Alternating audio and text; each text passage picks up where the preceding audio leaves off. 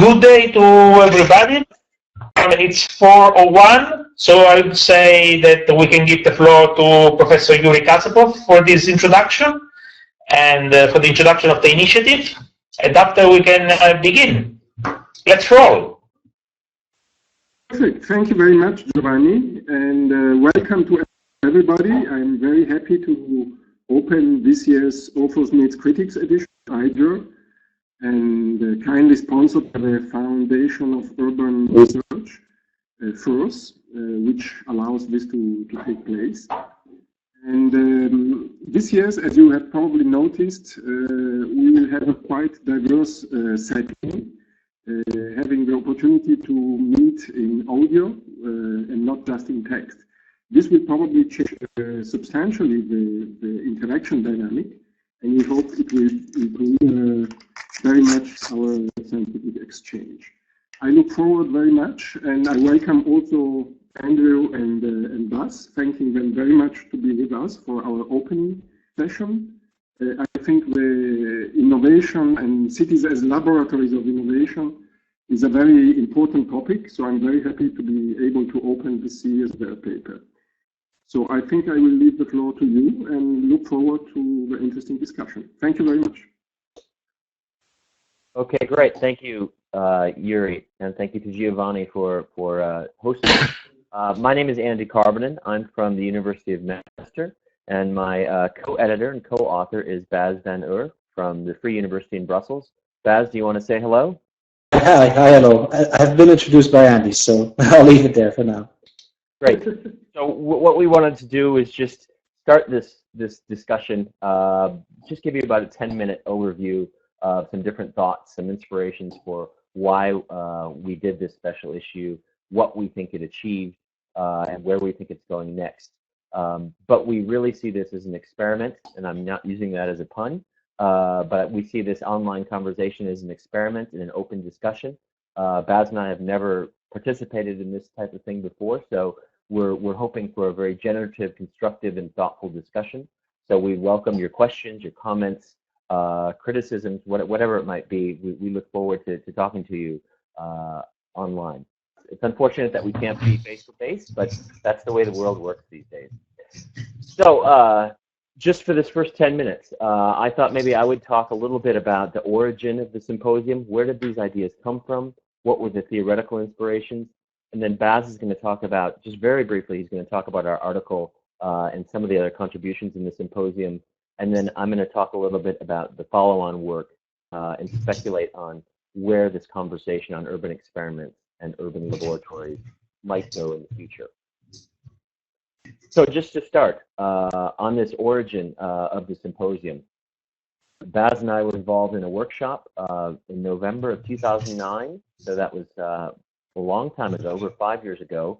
And it was organized by his colleagues at Maastricht University and my colleagues at the University of Manchester. And we had a vibrant discussion over 2 days. We had 10 papers, and we all sat around tables for 2 days and talked about this theme of urban laboratories towards an STS of the built environment. If you want to see, there's a short summary of the workshop in the EAST review from December 2009. So EAST is the European Association for the Study of Science and Technology. After that workshop, Bas and I said, wow, this is really great. We got some really great papers out of this. So we contacted some of the authors, and we asked them if they wanted to submit full articles and do a special issue in the journal. And then we also approached the International Journal of Urban and Regional Research, or IJUR, and we said, we'd love to publish a symposium on urban laboratories in your journal. What do you think? Fortunately, they were very receptive to our ideas. Then it took another 4.5 years, and amazingly enough, the symposium was published in March of 2014. So it took a long time.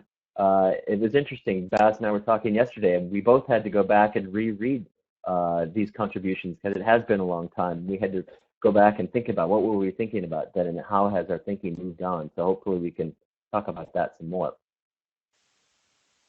So moving on. So that was sort of where the symposium came from. Why are we focusing on urban laboratories? Why are we focusing on experiments? And what's distinctive about urban laboratories? What are we adding to other discussions about urban development and urban change?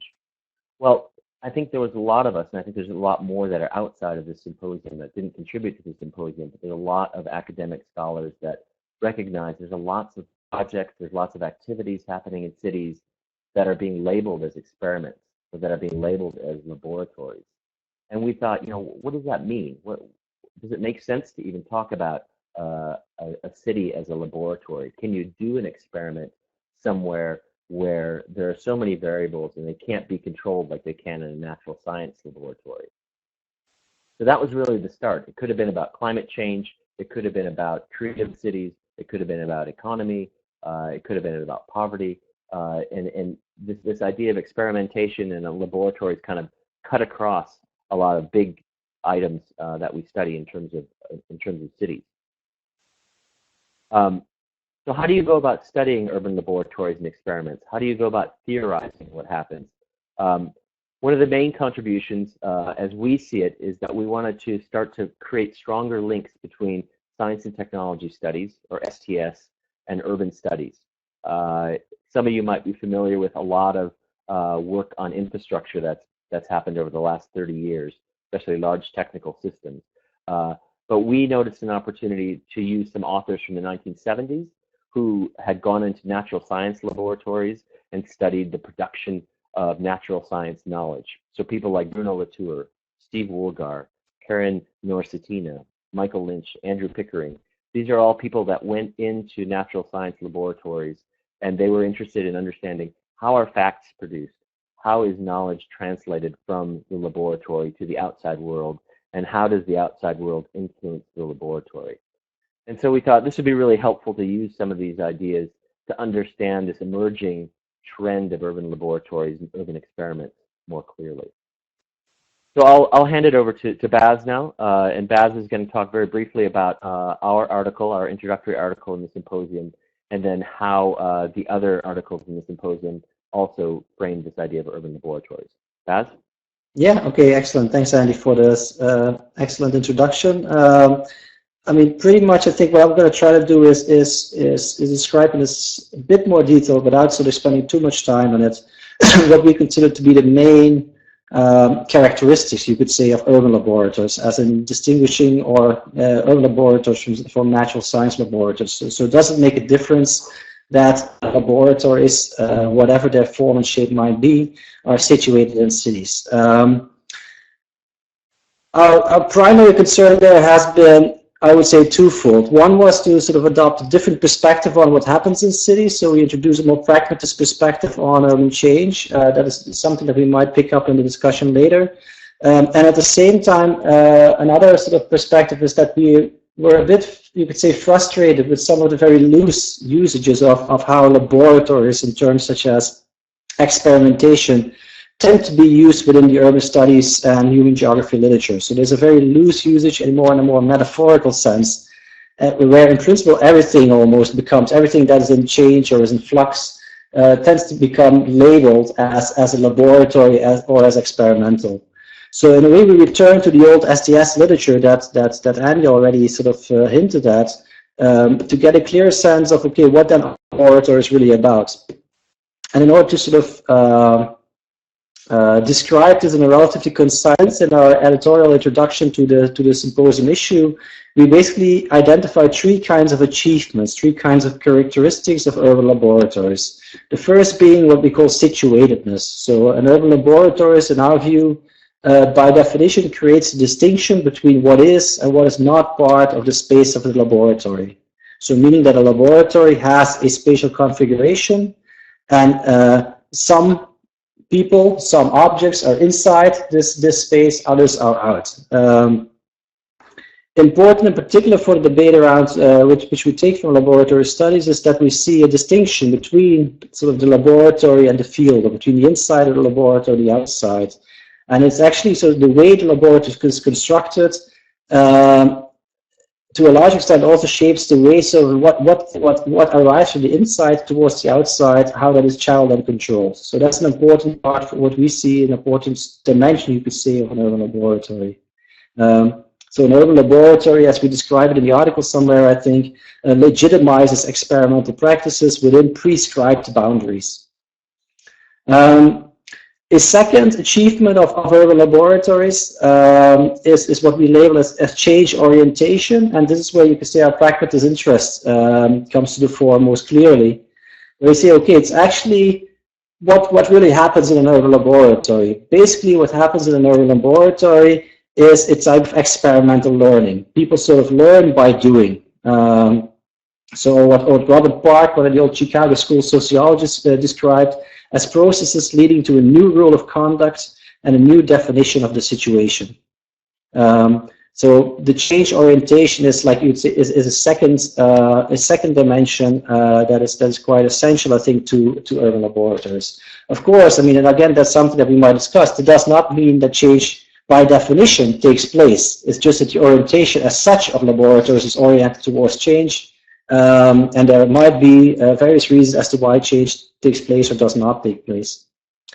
And then finally, a third achievement of urban laboratories is what we call contingency, or the embrace of contingency and uncertainty, where the idea is that, okay, if we accept the fact that in a laboratory context we are dealing with a kind of real-world experimentation, that is basically based on a more general idea that in the current urban environment, or the current current stage of modernity, you could say, we are often acting without really knowing in which direction to act, in which direction to behave. We have all kinds of uncertainties, we have all kinds of gaps in our knowledge, and we actually don't know in many ways what the right answer is to particular problems, to particular urban problems.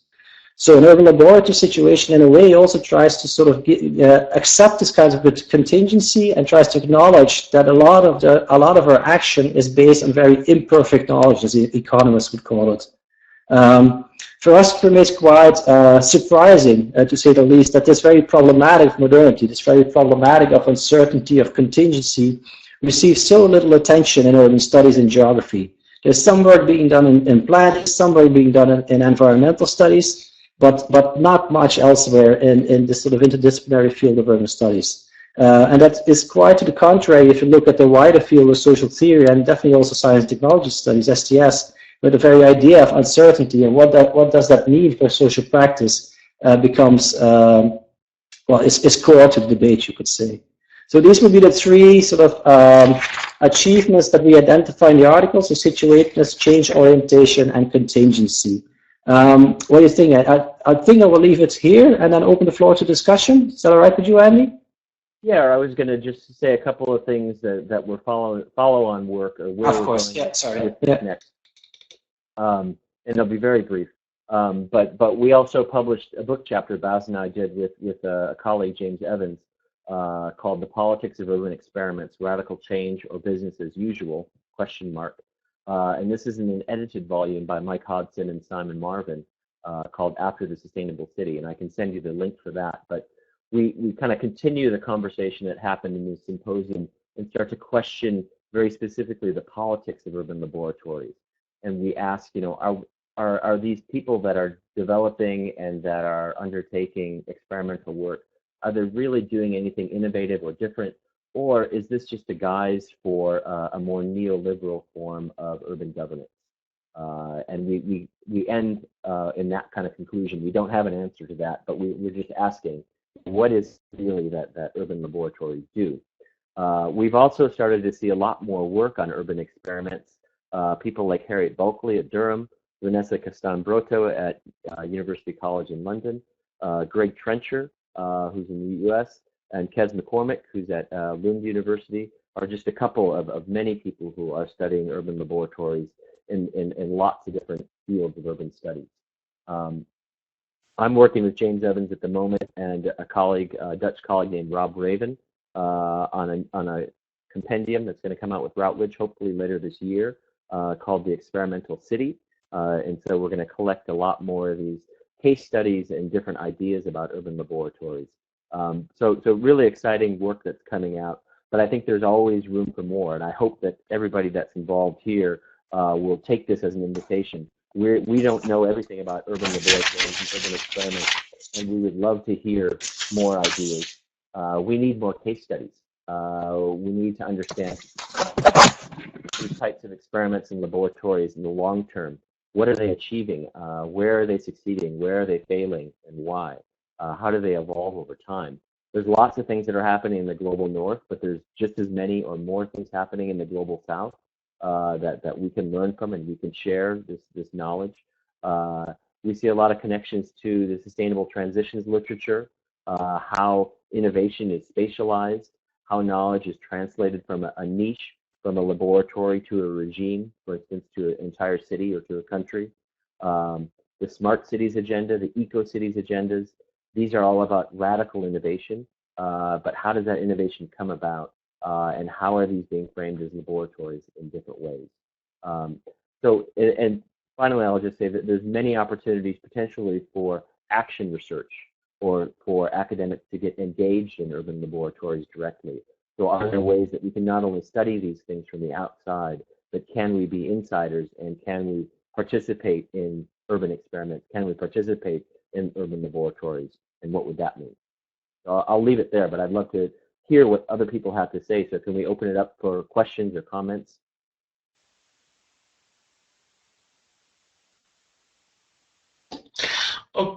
Okay, thank you very much for this brief but necessary introduction to the subject of urban laboratories and experiments. It's not the first time that in social sciences we are speaking about experiments, but this is refreshing hearing once more. Okay, so we can open the floor to the critics, so to our participants. Just one note to other two authors, since you are two, when you speak, just every time you speak, just say your name. So you say Bas here, or Andrew speaking. Because if we decide to have just an MP3, just an audio discussion, this can be, it's clear who speaks. Is it all right? Okay, yeah. Okay, that's great. We do as we go. Okay, so what does our audience think about this article? Are there any comments or questions for the authors? If you have one, okay. I see that there is Abby Spinak, who has raised his hand, and there is Lindsay O. So we go with Abby Spinak. I just open his microphone now, so let's see if we can hear her. Abby, can you speak? Okay. Abby, are you there? Okay. Abby, if you go back, if you come back, we cannot hear you right now. So I'm muting your phone. She just went out. Okay, let's go on. The other person who has raised his hand is Laura Wens. So let's see if we can hear Laura right now. Laura, okay. I'm opening your frequency. Laura, can you speak? Yes, I can. Can you hear me? Yes, yes. Everybody. Yes, please, the floor is yours, Laura. Thank you. Thank you, Andy and Andrew and Bas, for the introduction. And I am specifically interested in the strategies of laboratorization that your paper suggests, and especially in the question, what are the effects of this laboratorization on urban governance? So just telling from my own research, I have been very sympathetic to the way in which you have presented experimentation as a promise. And that would be something that I would like to maybe talk more about, because via my own experience in Cape Town and the way the city has positioned itself as a lab for social design during its tenure as the World Design Capital 2014, which I've also done most of my PhD research on, it has also sought to position itself as a role model for other emergent African and southern cities. And thus I've come to believe that the notion of a lab does create sort of a safe space for urban administrators and also mid-level technocrats to break out of certain routines and power regimens. One, because formal hierarchies are often suspended or maybe loosened in lab situations, though maybe there might be others emerging at the same time. And secondly, and this is also a point that you make in the paper, because it allows them to fail. And in an environment where failure isn't an option, in a highly politicized environment like the post-apartheid city, for example, failure is usually attached to penalties and repercussions. So my question is, would you suggest that labs could also be a way forward to overcome institutional sclerosis? And if so, at what costs? And this is more like a critical take, maybe by fostering a post-political environment or post-political tendencies, or overemphasizing expertise to the detriment of more transparent and participatory or broad-based participation. So this goes more towards the politics of the urban labs, and that would be something I'm extremely curious about, how you would maybe take this part forward. Thank you. Thank you very much, Laura. Also for the participants, please, before you speak and you pose your questions, introduce yourself. Just say, I'm Laura Wenz in this case, or I'm Giovanni Torrisi in the other case. Okay, so please, who would like to answer, Andrew or Bas? Bas and I are texting secretly behind the scenes, and I told Bas I would start, and he can follow up with some comments. Thank you to Laura for the question. That's a really great question to ask. Fascinated to hear about Cape Town and positioning itself. I think there's sort of two parts at least to your question, maybe more, which is great. One that you talk about, I really like this idea of experimentation as a promise, and in some ways it's about how do you demonstrate to the world, how do you become an exemplar, and so it's a lot about marketing, it's a lot about building up a reputation. So I imagine that Cape Town is trying to build a global reputation as a place where they're doing things differently, where they're solving problems, et cetera, et cetera. And I think a lot of places are trying to do that. And so it ties into these debates about global competition in interesting ways. And it also, it brings this idea of demonstration of performance to the fore, to the front, and makes us start to think about how do cities perform? How do they demonstrate their unique attributes? So that's one thing that I would comment on. The other one that I think is really interesting that you talk about is this, what are the governance implications of experimentation? And so you note that in some ways experimentation can be really amazing and good, and I think we would all agree is good, in that it breaks out of particular routines that we're stuck in, and it allows governments to try things that they might fail at. And I think that the flip side of that is that what if it removes any sort of responsibility for the government to actually do their job? And so they can come out of an experiment and say, well, the experiment failed, but it was just an experiment. Sorry about that. Sorry, we're not going to be able to provide water services this year. So I mean, that's an extreme case, but you can think about how this sort of post-political, as you call it, regime can start to develop around experiments. Do you want to add to that? Okay, so Bas speaking. Thanks, Andy. Thanks also for the question. I think you pretty much sketched all the main sort of problems in your very sort of question and discussion of your own PhD case. Because exactly, what we see happening all the time is indeed sort of you could say the ambivalent nature of a lot of the so-called laboratories. So yes, I do believe that we need to take specific early laboratories and investigate them in empirical detail. That doesn't happen often enough. Often you see a kind of sort of generic embrace or a generic rejection, depending on which kind of sort of intellectual tradition you come from, towards urban laboratories. But they do offer a particular space in which more or less true experimentation can take place, and in which sort of newness, novelty, or in which innovation can emerge. So I do think there's and so the promise element, which is quite essential. But of course, what you also pointed to yourself is I think it's the very fact that Cape Town is trying to also sort of use these kinds of instances as a kind of exemplar, and as a kind of sort of how it sort of wants to position itself as a role model, that turns this into a quasi sort of ambivalent branding phenomenon. So what you repeatedly see happening is that urban laboratories are used less so for the experiments, less so for what we can learn from within, you could say, the urban laboratory context, as a kind of urban branding mechanism. So it's a kind of urban laboratory by name, but not by content. I think that's quite essential.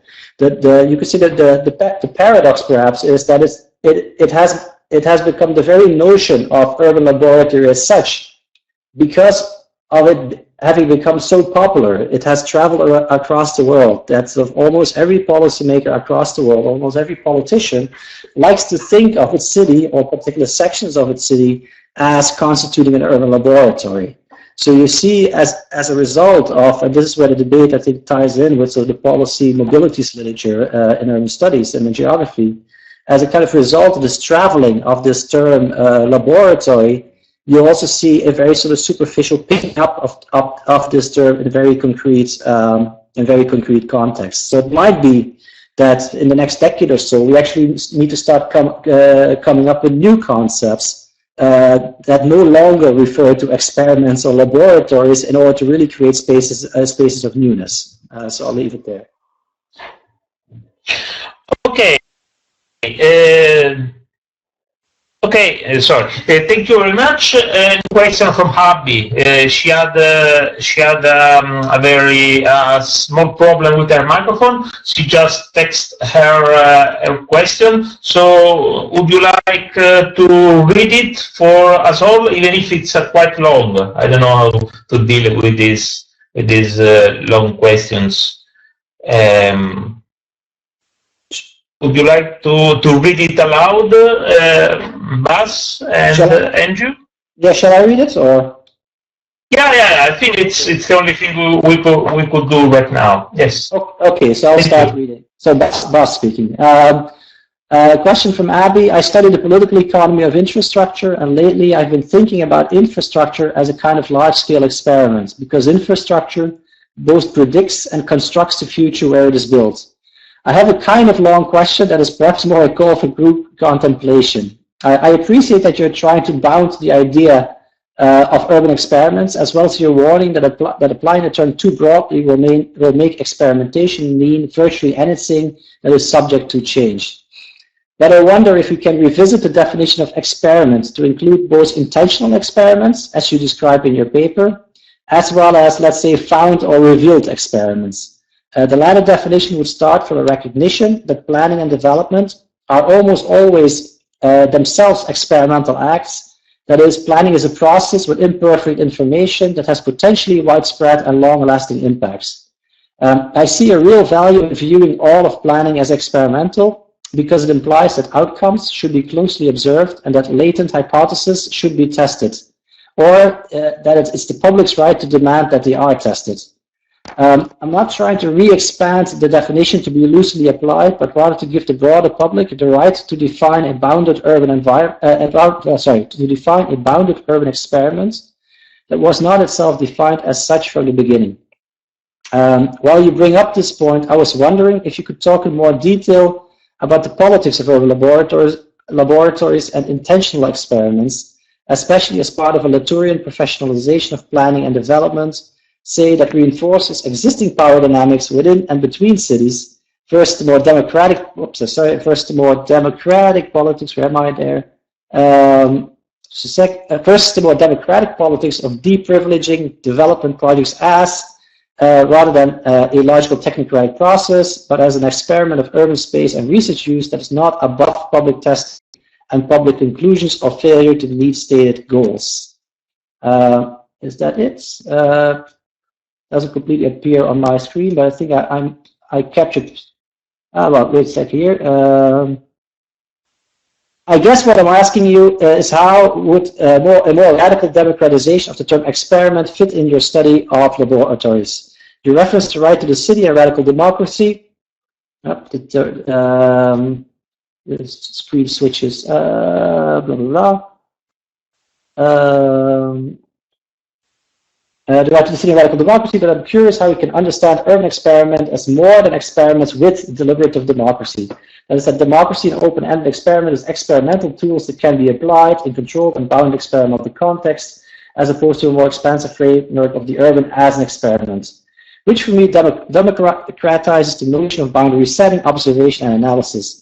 It is also radical in that it has the potential to highlight the social and economic hypotheses and incomplete models that underlie non-experimental development projects, infrastructure, spatial planning, governance, etc. All right, so that's a long question. Shall I have a go at answering some elements, Andy? Absolutely.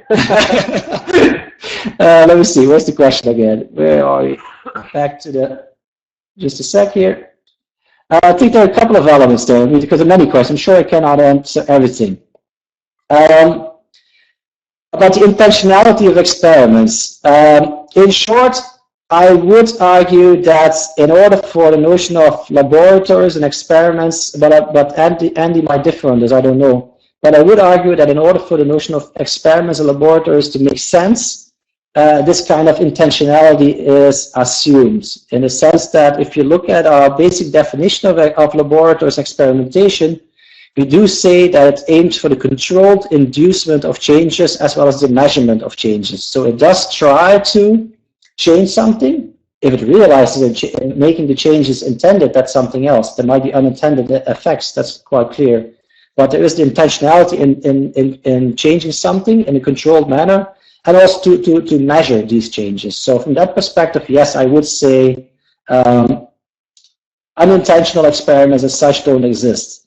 When it comes to the second element of the public sort of nature of experiments, the public deciding on what constitutes an experiment and what constitutes what should be the boundaries of experiments, I fully agree there with to sort of to turn the table, as it were, in the sense that the public, in a wider sense, beyond the experts, should have a say. We also sort of developed this argument a bit in our paper, in which we refer to the work of Wolfgang Krohn and what's his name again?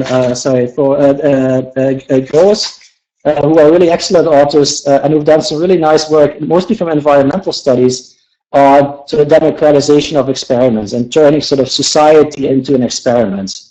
There might be some work to do as a kind of to sort of rescale this idea of Gross and Krohn on an urban level. That's as far as I can get, at least for today. Andy, do you want to add something? Yeah, so Andy speaking here. I would agree with Baz on the first point. So he'd said, maybe I'll say it in a different way, but that experiments and laboratories need intentionality. I think if we think about found or revealed experiments, it really opens up the whole idea to basically anything, and so then everything becomes an experiment.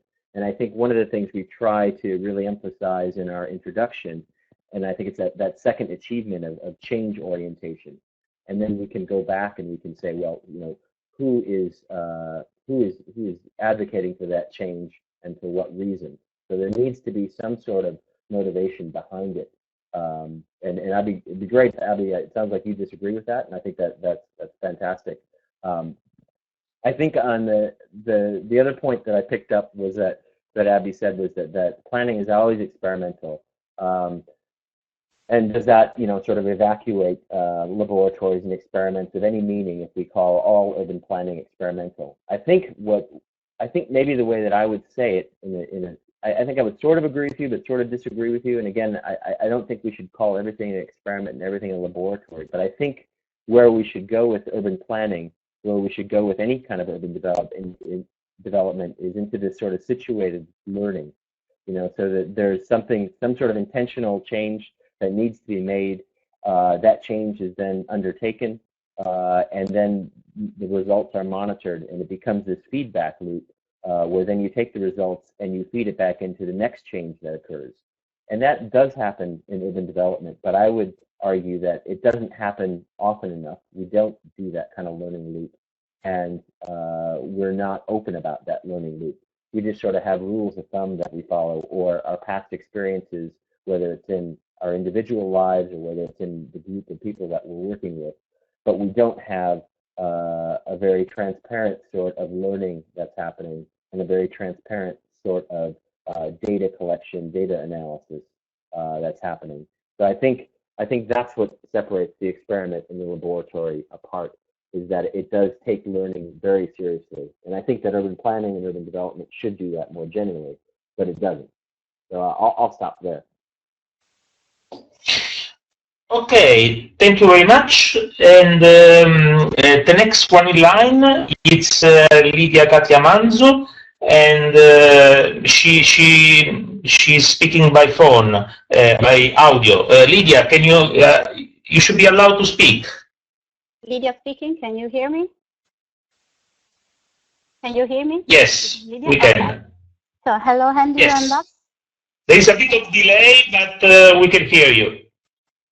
Okay, so I will start. Hello, Andrew and Bas. Thank you for your paper. I found it very interesting, particularly not coming from science and technology studies. So it's really challenging. And in your article, you clearly state the need to conduct more researches on urban laboratories to read their contribution to neoliberal strategies, for instance. Mentioning also the work of Evans and Karvonen, that's one of your other contributors during the forum, that relate such laboratories with experimental forms of governance as the first question already pointed out. So here I'm posing the case of Milan in Italy, where the regional Lombardy government seems nowadays only interested in developing what they call Fab Lab, so kind of policies, let's say co-working spaces, basically aimed at makers and designers. Well, I mean high-skilled, self-employed kind of makers and designers to solve what they call the labor problems for young people in a time of crisis. I also had another personal experience as directly participating in a laboratory promoted within the city of Milan local government to promote pathways of citizenship for second-generation migrants, working with either people employed at the city and third sector actors. So here the difference, for instance, between these two experiments that were exactly promoted within these words, so laboratories and experimental projects, is that one was promoted from the let's say, while the other from above. And we can guess what is the more genuine, democratic kind of experiment exactly in terms of who is advocating for those experiments, as Andrew has just said. So now making the issue more general, the politics of urban laboratory projects seems a very complex mode of governance also that lies in its branding strategies, among others. So how do you read such significant implications that not only intersect local governance with knowledge production of young generations, but also might reinforce uneven urban development policies? So from the usual powerful existing actors associated with the city governance,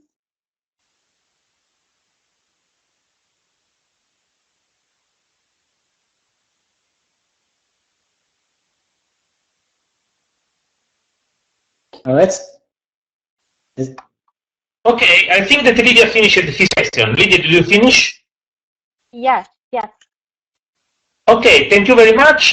Please, Bas or Andrew, the floor is yours. Okay, Andy, do you want to start or shall I? You can start and I can fill in if that's okay. Okay, I'll start. So Bas speaking here. I'm not quite sure if I fully understood the very last part of the comments, but what I got from the very beginning, sort of in a way, sort of how sort of urban labs, urban laboratories fit within a sort of larger neoliberalization strategy, using maybe perhaps also an example of Fab Lab, which I won't go into detail now. I mean, short answer, I mean, quite obviously it often does. So it's quite clear that in many cases urban laboratories, as I said, I think in my first reply, I used not to create a true learning situation, but I used as a branding mechanism, I used to actually realize pre-sales. So where the actors coming into the urban laboratory situation are in no way interested in actually learning something. So that's quite clear. At the same time, on a sort of an empirical level, I would say this all demands empirical investigation. It will need to be sort of shown on a case-to-case basis because that's not, we can't sort of prejudge. On a theoretical level, I think one of the weaknesses, of course, of pragmatist philosophy, pragmatist theory, sort of some of the STS literature, definitely also some of the active network theory literature, is its very limited grasp of the relation between concrete practices and institutional effects. So it's quite clear that we can observe the effects of particular institutional positionings within our laboratories, but we don't really have a theoretical vocabulary for this plan using the framework of our laboratories. So the last thing I want to argue here is our laboratories and the vocabulary associated with this offers a perspective that excludes all other perspectives. So I think so if we want a sense of the contribution to sort of the way these laboratories contribute to neoliberal strategies, I would say the link with institutional sociology is key. Maybe one small point about the often used distinction also in urban studies literature between urban laboratories that are sort of top-down or that are sort of instituted from above, and urban laboratories that are bottom-up or instituted from below. I'm never quite convinced by this kind of vocabulary, because what you often see happening is that you do have cases of pretty much top-down organized urban laboratories, but that in the process of learning, that in the process of realizing the urban laboratory, do create new learning. So newness does emerge. And at the same time, you do have cases of bottom-up types urban laboratories where no learning takes place. So I don't think that we can sort of give any normative judgments on, let's say, bottom-up is good and top-down or is bad. I don't think that's the way forward. Andy? Andy here. Thanks, Bas. I would agree with that. I think maybe I'll answer just provide a different perspective, but I think it's mostly in alignment with what you said. Lydia, thanks for your questions. I think the neoliberal question is a really good one, and it's interesting to hear about the work that's going on in Milan. One way that we've been thinking about this idea of neoliberal governance and how experiments and laboratories fit in with that is by looking at the sustainable transitions literature. So the multi-level perspective, if you're familiar with that, so that's this idea that you can have innovation that occurs in a niche, in a small protected space. In this case, we might call it a laboratory. And then somehow that gets scaled up to a regime. So that'd be a larger area, a larger knowledge venue. And then ultimately it would get scaled up to a landscape. And it would just become the norm. And that's a very simple way to talk about the multi-level perspective, so I apologize to anybody who's more of an expert on that than me. But within that debate, there's a really interesting article by Adrian Smith and Rob Raven in 2012. I'll send the link on it after I stop talking here, but they make this really useful distinction between fit and conform and stretch and transform empowerment. So the first one is fit and conform. So the idea is that you could have experiments or you could have laboratories that don't really challenge, don't really disrupt the existing power differentials that are controlling a city or that are controlling urban development. Rather, they're fitting in with it. So you can think about examples of cities that are adopting various low carbon or cultural development strategies that don't really empower citizens whatsoever. All they're doing is they're boosting the existing power base that's in the city. So that's fit and conform, and their other distinction is stretch and transform. And so there you can understand where this would be more of a bottom-up approach where you're really trying to disrupt the regime through the experiment, through the laboratory, and what you want to do is develop a whole new politics of the city. And I think, Lydia, if I understand it right, the work that's happening in Milan sounds like it's the fit and conform. It's the conservative. It's the the ecological modernization type of approach that says, oh, we can have environmental protection and we can have economic development at the same time, and we can have social equity, and everybody will be happy. And that may or may not really be true, and it's not more of a stretch and transform type of transition where the existing structures are being significantly disrupted.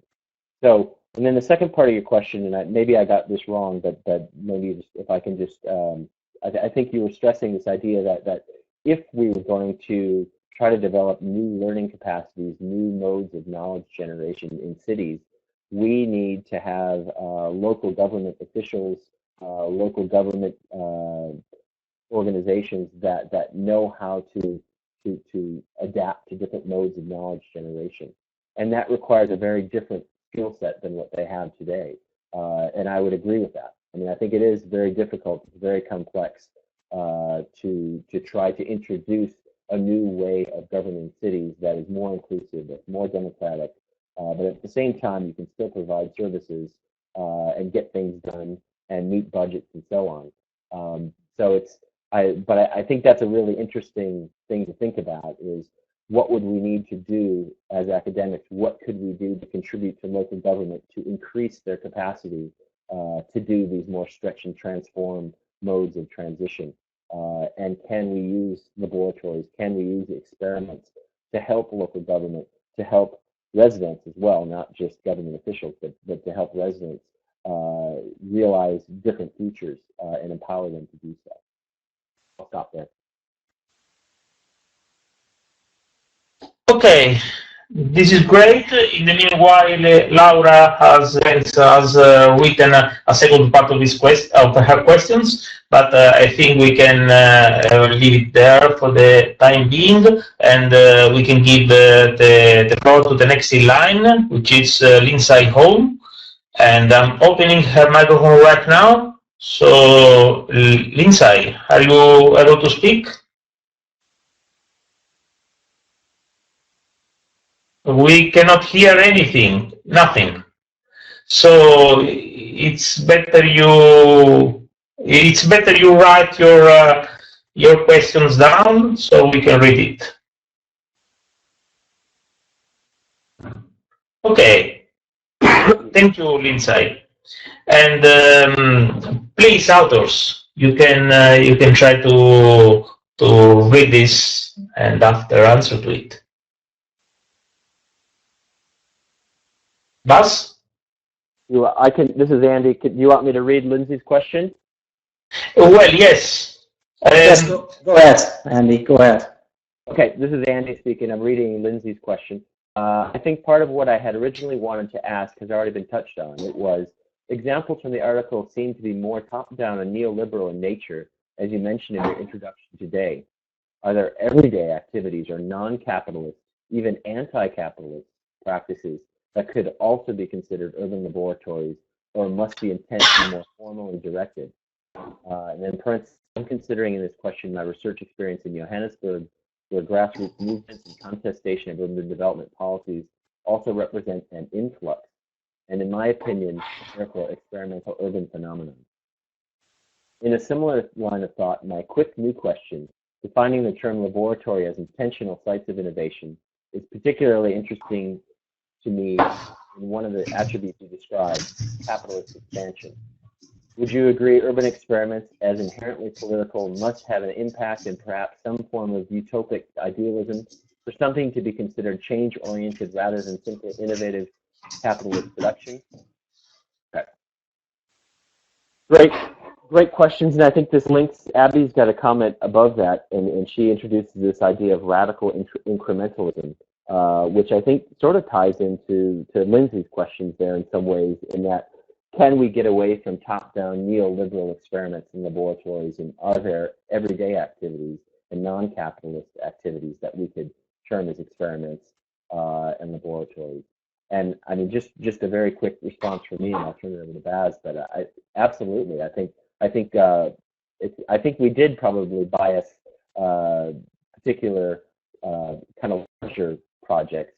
I don't know if they were neoliberal always. They were pretty much top down, I think. In the symposium, Govind Gopakumar talks about counter experiments, and I think you could think of those as experiments as well. And we went back and forth with Govind and asked him about this idea of counter experiments and what that really meant. But you can start to see this sort of marketplace of different ideas, different knowledges that are starting to compete and clash. And so, you know, whether we agree with that top-down, bottom-up dichotomy, or whether we see urban development in a different way, I think recognizing that it doesn't necessarily have to be a formal sort of planning and development process, that we can also carve out experiments from less formal, from bottom-up, from everyday activities, I think is really interesting and potentially productive. And that's something I'm going to look into. I'm trying to think of projects off the top of my head that I can think of, but I can't think of any at the moment. But Baz, do you want to pitch in? It's also okay. Baz speaking. Yeah. So following up on Andy's comments. I mean, yes, of course. I mean, I think there are counter experiments that are less, you could say, top down, or although I doubt indeed if many of the projects that we discussed are by definition neoliberal. One, but probably is that a lot of the everyday activities, what they lack in order to sort of constitute, so you could say, an experimental situation, is what they lack is a kind of controlled environment, as well as an attempt to measure some of the changes, measure in sort of the most open sense possible, in a sense to sort of more or less consciously reflect on. So that's a lot of the everyday activities are, as the term itself says, everyday. So there's a lot of tacit knowledge involved, and there is some kind of minimal level of formalization of knowledge that has to take place, I would argue, in order for a laboratory to be a laboratory. So, but overall, yes, of course, I think there's a lot of activities outside of, you could say, the state institutions or the economic institutions that would qualify as experimental, absolutely.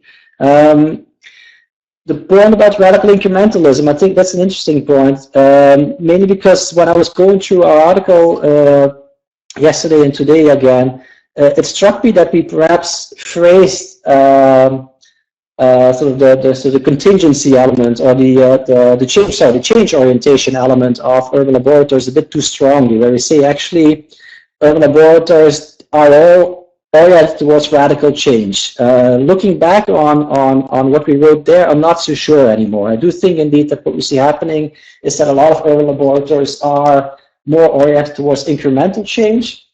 But perhaps indeed you could still argue, and that's maybe where the radical incrementalism turns out to be useful as a phrase, that a lot of laboratories, because they are taking place within a bounded space, so within a limited environment, you could argue that sort of larger institutions, larger actors have an interest in allowing for a kind of radical experiments to happen in a very situated, very bounded space, as long as it does not touch upon, does not impact the wider environment. So you could say, okay, it's radical in a constrained manner. And then, of course, you can talk about to what extent, what does it mean for the reproduction of larger societal structures, etc., which becomes definitely a challenging perspective. So perhaps more incremental in practice than I think we perhaps suggested in that particular phrasing of the introduction. I'll stop there. This is Andy again. If I can come back in, I was just thinking about the question some more. And one of the places that I've been inspired by recently is this idea of grassroots innovation. So I think it's the website. I'll send the website, but I think it's grassrootsinnovation.org or something like that. I'll send the link. But it's some different scholars here in the UK, Jill Seafang and Adrian Smith specifically, but also people like Tom Hargreaves. And they're very interested in different forms of experiments or laboratories or change orientation that's happening from the bottom up. And an example that I can think of that I haven't done any work on, but it's really fascinating in Scotland, the government, the national government has created a carbon challenge fund.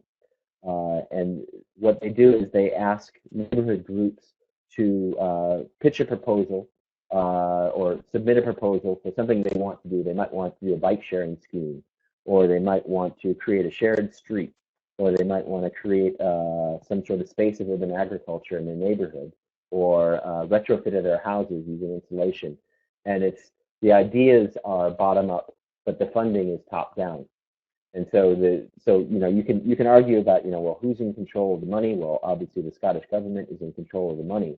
But what they do is if they like the proposal, then they fund that group, and then they let the group go and apply the money how they want to apply it. And then they ask for a report at the end, and how many houses did you insulate? How many vegetables did you grow? All those kind of things. But it's really about, is there a different way for the government to work where they're supported rather than directed? So, is there a way that we can take tax money or revenue from the economy, filter it through the government, but then empower communities to use it in a positive way? Now, what does positive mean? Well, that could mean a lot of different things. And could this be used in a negative way and create anti-communal ideas? Absolutely, I think it could. But it is this, are there different ways to start to shape governance that can foster grassroots innovation? And I think that's a really interesting idea. I'll stop there.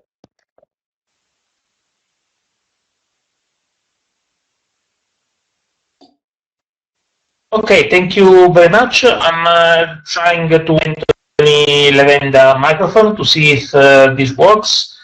And Anthony, can you speak? Hello, can you hear me? Yes. Yes, we can. Great. Please. Yes. Great. That's awesome. So I just pasted my question in the chat box as well, but basically my question is around looking at the interconnections between experimentation in urban laboratories and the particular goals of demonstrating or diffusing knowledge from those laboratories. So by what processes do you see this diffusion happen? How does it influence the design of the laboratory? And what does it do to these sorts of dichotomies between open and closed space that you mentioned in the article? Okay, thank you. Please. Andy, you want to have a go? Okay, Andy here. I'll take a stab at that. I was listening to you, now I'm reading the question again. I understand it, I'm just trying to think of a response.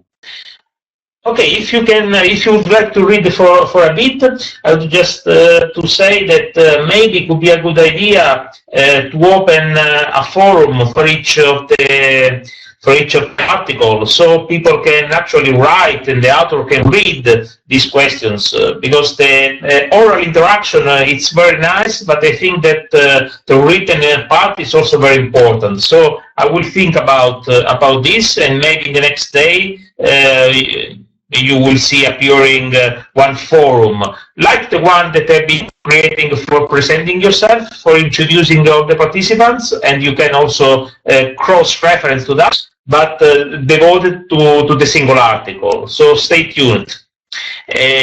Please, Andrew was speaking? Yes, so it's Andrew here again. Great question, Anthony. I think the idea here is, so you learn something from your bounded space of a laboratory. How does that knowledge diffuse? How does it travel to other places? I don't see the particular strategies for how that's happening. I mean, we talked earlier about sort of global competitiveness, in a global race for cities to be the most well known for low carbon, or the most well known for generating a creative economy, and so on. But I think, it happens in all kinds of different ways. And one way I was thinking about it happening is we as academics, we propagate these kind of things. Another way, through Twitter, for instance, I just joined Twitter about 3 weeks ago. I'm still getting used to it, but you see how these, conversations start to generate steam, how they start to generate momentum. And I don't quite understand how to describe that or even to study that, but you start to get particular places that generate a reputation. But I think, what's interesting to me about laboratories and about the knowledge that's created out of them, and what's so exciting about them to a lot of people in local government, is the reputation that they can build. So they can start to generate a narrative around their city that's based on some concrete evidence that they have. And how do they present that concrete evidence? Is it through videos online? Is it through, flashy coffee table books that they publish? I think it happens in all kinds of different ways. I don't have any really specific ways, but I think it is part of this idea of telling a story about a particular place. And you can use it in a very crass way. You could talk about marketing or advertising, or you could talk about it as placemaking and of creating a particular identity so that every place is not the same as every other place. I'll stop there. I'll add something to this. The reason why I said Andy, you first, is because I didn't really have a good answer to the question, which I think is excellent. Having given it some more thought, again, following on what Andy said, but I think also tying it a bit more closely to the science technology, the STS literature, because some of the issues you raised are really sort of core debates within STS. So if you look also in our article, we briefly refer to some of the sort of in the section on unpacking the notion of laboratory. We refer to the work of Bruno Latour, that actually sort of turns the notion of laboratory into a more theoretical notion, and where he basically says what happens with a laboratory is what we have 3 steps. First of all, you have to, as a scientist of a laboratory, you have to capture the interest of non-scientists outside of the laboratory. So people outside of the laboratory, and you call that what is outside the laboratory a field. Second, you then, as a scientist, you go outside of the field and you collect information on so-called real-world problems, and then bring some of this information or the material, the objects, people, whatever, back into the laboratory, in a way you sort of have a simulated controlled environment. Within this simulated controlled environment, you conduct certain experiments, and you get certain experimental results, and then of course you go, and then in principle as a third step you go back into, you could say, the real world, where you sort of you could say multiply the results, or where you sort of promote the results, where you try to sort of look if the laboratory results also work in the real world. That of course is a very sort of STS-ish way of looking at the laboratory, but I think in a more generic sense this is also what we see happening within urban laboratories. So for me, sort of on that, if we look at concrete urban laboratories, essential questions remain, okay, A, what are the real world problems out there? And how are they translated? How are they reformulated as what kind of problem within the laboratory? B, what kinds of peoples, what kind of objects are outside the laboratory, and who and what becomes part of the laboratory situation? Then, of course, what kind of sort of conclusions, what kind of sort of results emerge from the laboratory situation, and then how is then this again, what kinds of attempts are made to apply sort of these laboratory results again to sort of the wider urban context. Especially this third step, of course, often does not take place. So then the laboratory situation remains a small niche, which slowly dies out, or which slowly sort of ends its experimental stage, and then that's about it. So I hope that's roughly gives a sense of the direction. This is Andy again. If I can add something more to what Baz said and what I said earlier, we just got we were just awarded a very big European Commission project through the Horizon 2020 grant program, and we're going to be developing a low carbon smart district in Manchester. The program is called Triangulum, and there's 3 cities: Manchester, Stavanger in Norway, and Eindhoven in the Netherlands. And the idea is that we are collaborating with non-academic stakeholders to develop these low-carbon smart districts in each in each city, which is interesting in itself because each of those is kind of a laboratory of innovation, right? But then another thing that we built into the project was that we would have follower cities. So each of the cities, each of the Manchester, Stavanger, and Eindhoven have follower cities in Europe that will be learning from what we are doing. So they'll come over and see our little smart district and see what we're doing and talk to us and learn from what we're doing.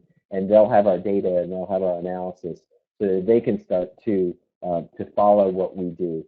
And in some ways, I'm a bit uncomfortable with that. I mean, it's this sort of linear type of idea about innovation, and the idea that what I have done here in Manchester, that somebody in Prague, who's our follower city, Prague in the Czech Republic, they can come over and they can learn what we did in Manchester, and then they can apply it in Prague, which for me is a completely different geography, completely different government, completely different culture, completely different material makeup of the city.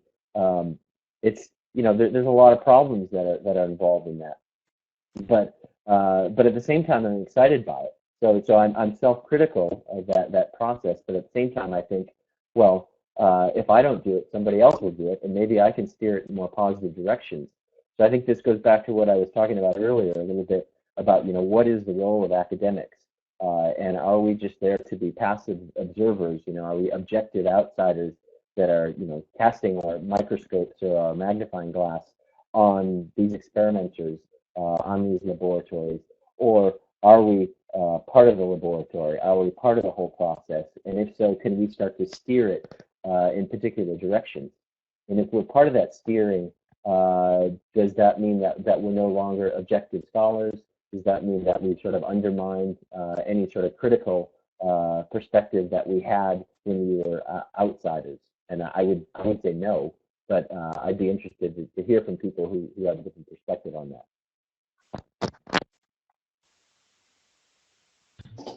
Thank you. Now we have Guillermo. I'm opening his chat now, and I think that we can hear something. Guillermo, are you able to speak? Okay, hello, can you hear me? Yes, we can hear you. If you can just lower a bit your microphone volume, we can hear you better. Okay, I had a kind of general question, and it is related to how urban laboratory is used in the paper, because in some moments it seems to be like an academic concept developed by academics, but in other moments it seems to be a concept used by actors, what in anthropological terms would be like a native category. My question is that is related to this issue. Should we think in urban laboratories in both ways? And I'm interested in how we deal with that issue, with the juxtapositions between academia and policies. Perhaps it's a very broad question, but perhaps that's also related to how urban laboratory circulate in many different cities. I don't know if I am clear with the question. Yes, thank you, Guillermo. You have also written it on the chat, so this is it was easier for us to follow you. Okay, please. All right, and shall I take it? Yeah, please. Thanks for the question. It's actually not a very broad but a very concrete question, to which the short answer is yes. I think we use the term in both ways. The term is a concept used by natives, you could say, by sort of in everyday life, but it is also an academic concept. One of the attempts, and I think one of the main attempts of the very symposium issue, you could argue, has been to turn it into more of an academic as an analytical concept, in the sense that the notion of urban laboratory is increasingly used a lot as a kind of pure metaphor. And what we asked ourselves in the special issue and in the workshop that came before is, okay, what if you try to approach this notion and the practices that lie behind it in a more critical manner? What if we can reflect a bit more seriously about, okay, what does it really mean if we understand all these practices as urban laboratories? Is there a kind of minimal definition, a kind of minimal normative definition, you could say, as to what constitutes an urban laboratory? So you could argue that, okay, it is a kind of everyday language definition, which we turn into a more analytical definition. The other side of the coin, and there I'm not quite sure, to be honest. I don't know the exact genealogy, the exact history of the concept, but it seems to me that the notion of laboratory has a kind of academic history, a kind of academic heritage, which has then been applied, or been picked up by policymakers, by people sort of in the field, you could say, in practice. But I don't know the details of this. I would have to sort of dive into the history of the notion of laboratory and take a look at it more closely. This is Andy. I'd just add to that. I think it's a great question, and it's, are we applying this label of laboratory to particular activities, to particular spaces that we see, or is it something that the actors that are doing it are applying? And I think it depends. I think the laboratory term, if you're neighborhood activists, you're probably not going to call your neighborhood a laboratory. You're going to call it the place where you live. Nobody wants to live in a laboratory. Does that mean that we're lab rats that live in a city? But if you're a natural scientist, if you're a social scientist, if you're an academic, very quickly we will label something a laboratory for various reasons. But we can see, from these grassroots, from these different actors, maybe non-academic actors, we can see them talking about trials, or we can see them talking about tests, or we can see them talking about, just sort of very casually talking about trying something in a different way and seeing what happens. And that's, a laboratory, that's an experiment, possibly, depending on if they meet our criteria, whatever we decide that criteria is. But I think what we're trying to do is not just go out and label things as this is a laboratory, this is not a laboratory, but get us to really start thinking about, how do people structure change in different ways, and that's and how is change situated in a particular place? And I think that's, for me, those are kind of critical questions, very significant questions that we should be asking.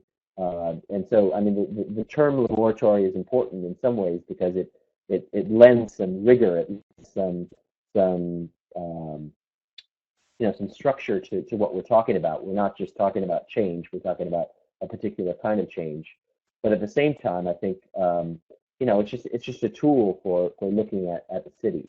So I'm trying not to be too wishy-washy there. I'm hopefully I'm giving you a specific answer, but it is. I think it is a useful way to think about it. But I take your point that potentially we're labeling different things laboratories, whether the people that are involved in that are thinking of it as laboratories or not. Okay, the next question is in writing, and we can read it on the chat. It's from Kansu Chivelek, and the authors can read. I think that could be a nice idea that since you are two authors, one of you two read it and the others begin to answer. So we have a change of voice.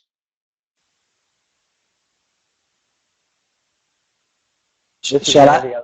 I'm just looking for the question. Sorry. Shall I read, Andy? Sure. Yeah. Okay. So, and then you can answer. I'll give the difficult task to you then.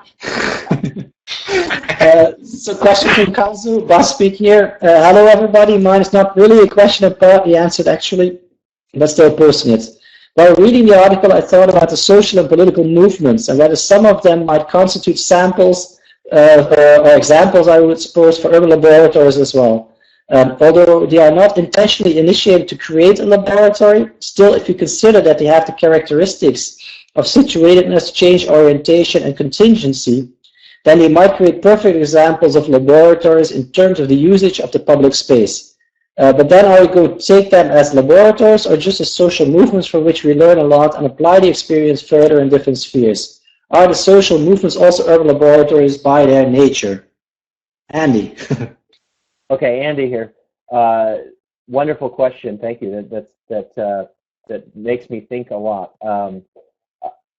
Yeah, I think what you're asking here, maybe I can interpret it, but you know, if we're not intentionally creating a laboratory, but a laboratory emerges from a social movement or a political movement. So if we think about, you know, the Occupy movements that are happening around the globe, and they're occupying particular public spaces, is that a laboratory?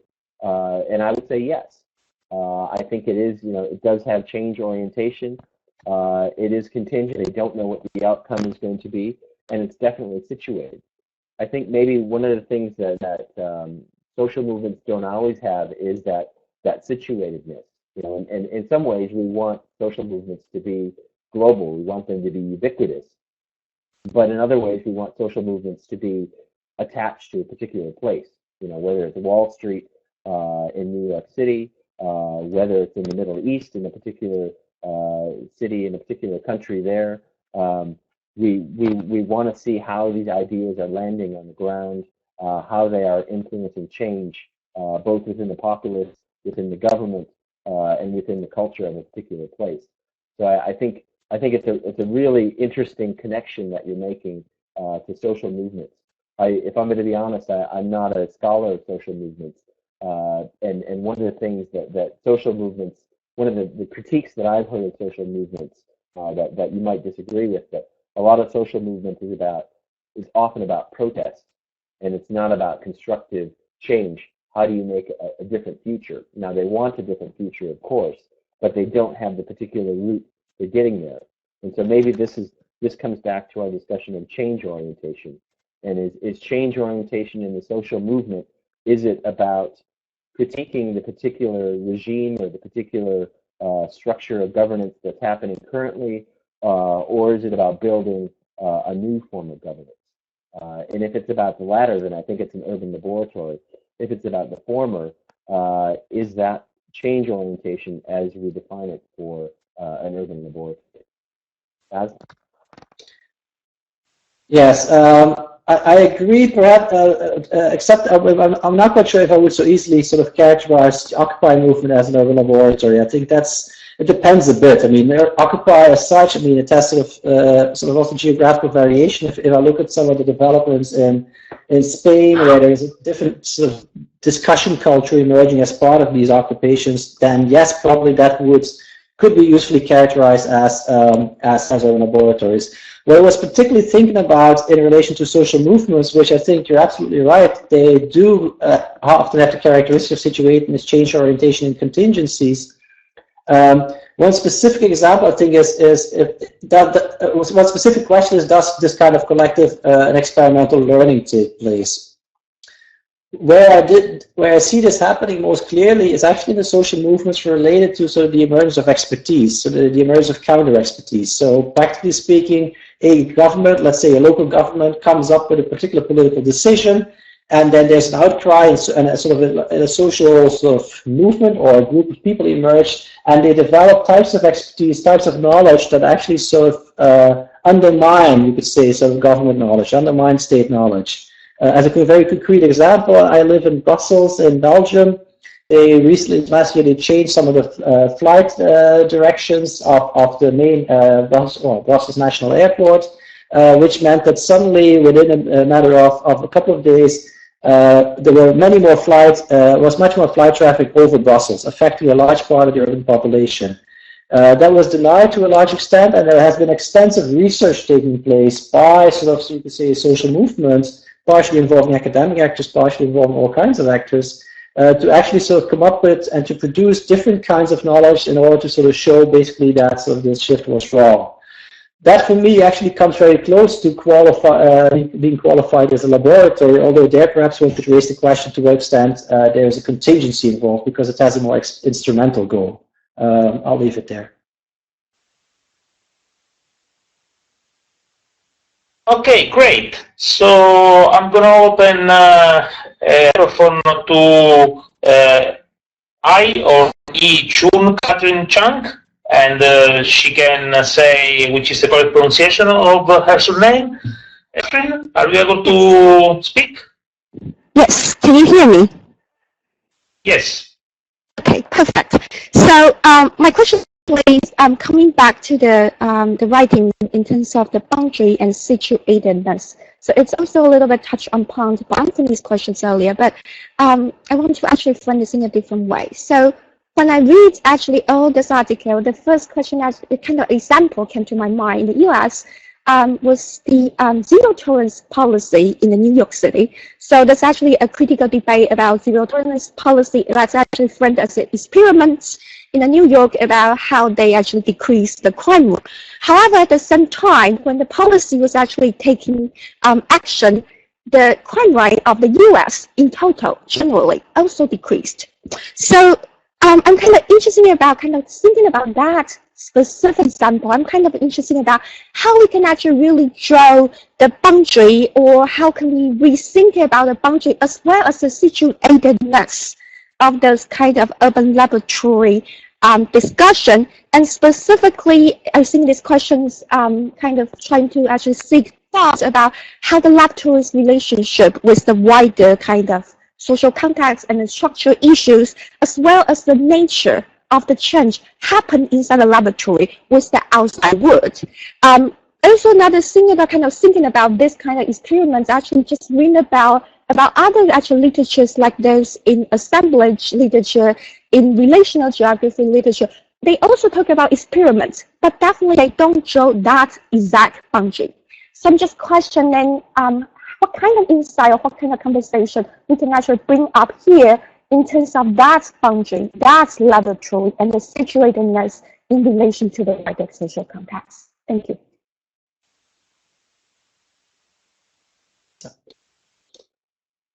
Okay. Maybe my first response, the larger question is, to be honest, I don't know. I would have to think about it. The specific point of the zero tolerance policy, no, I would certainly not consider that as a kind of experiment or a laboratory, for the very simple question that this kind of policy assumes to know the answer already. So it assumes, it makes a certain sort of range of assumption as to what the answer to the problem is. That is absolutely contrary to the very notion of urban laboratory, the very notion of experiment, even though it might be phrased by some of experiments, but it is not. So that would be my point. The other questions, I don't know, to be honest. I only understood them also. This is Andy. Thanks, Catherine, for your questions. And I think it's really about this idea of how do you draw those boundaries? How do you is it possible to create a distinction between inside and outside? And I think we would all have to agree that you can't.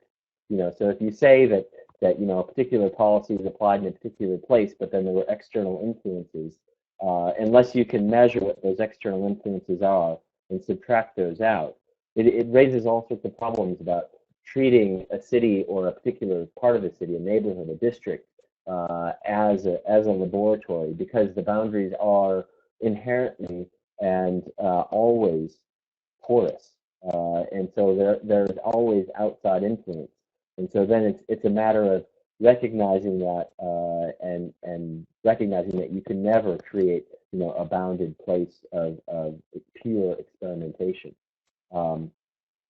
In terms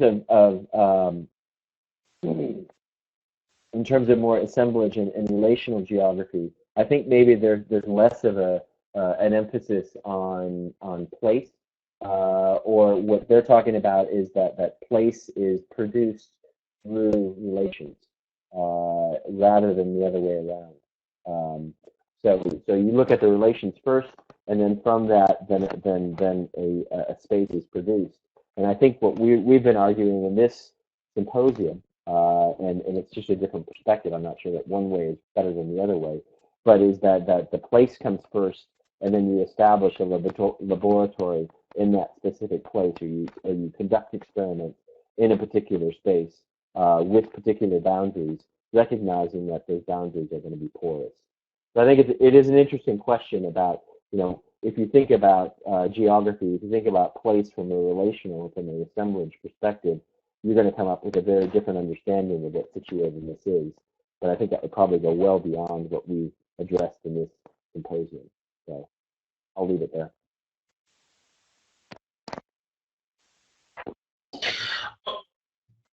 Okay, thank you. We have the last half an hour before we finish. I think that we can finish at 1800 hours. I mean GMT +1, which is my time zone. Rubino, by the way. And the next question has been written by Johanna Menazzi. And like before, one of the authors can read it and the other can begin to answer to it. We have the last 4 questions, so I don't think we have time for more than that because we have the last half an hour. So if you'd like to have one last question to this, please raise your hand and we can accommodate for one last one after this 4. Okay. I give the floor to Andrew and Bas. Okay, this is Andy. I can read the question from Lujan, and Baz, if you want to take a first stab at answering it. Okay. That's okay. Yeah, that's So okay. Lujan says, "Hi, thank you very much for the article and the presentation. I enjoyed it very much. I'm interested in hearing a little bit more about the 3 key achievements you identified in the article in order to bond the notion. I'll make it very short. Are these 3 elements normative ideals that the urban laboratories should achieve? Are they empirical characteristics that you observe in many of these empirical experiences, or are they a little bit of both?" Baz, do you want to take a shot at that? Yeah. Okay. Thanks for the question. It pretty probably it's a very good question because now I think of it, it probably hints at some of a weakness in our article, because I think in describing the 3 achievements, we probably mix up them a bit without intending to do so. So if I go through each of the achievements one by one, then I think it will become clear which elements are, you could say, descriptive and which elements are more normative. And maybe we could have done a better job at actually separating it, but still. So the thing of situatedness, the key idea of situatedness is that it's locally placed and it creates a distinction between what is and what is not part of the space of the laboratory.